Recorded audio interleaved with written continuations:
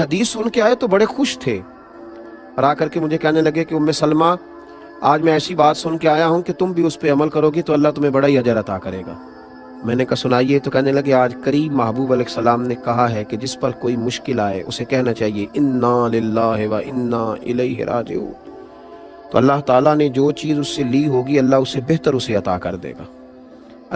اللہ کسی نہ کسی انداز میں اسے اس کا نعم البدل دے دے گا، تو یہ پڑھنا چاہیے۔ جناب ام سلمہ کہتی ہے میں نے وظیفہ بنا لیا، لیکن یقین کامل کے ساتھ بنایا، میرا ضمیر اس بات پر مطمئن ہو گیا کہ واقعی اللہ نے جو لیا ہوگا اللہ اس سے بڑھ کر مجھے عطا کرے گا۔ آپ فرماتی ہیں وہ شوق، وہ ذوق، اس دلچسپی سے میں پڑھتی،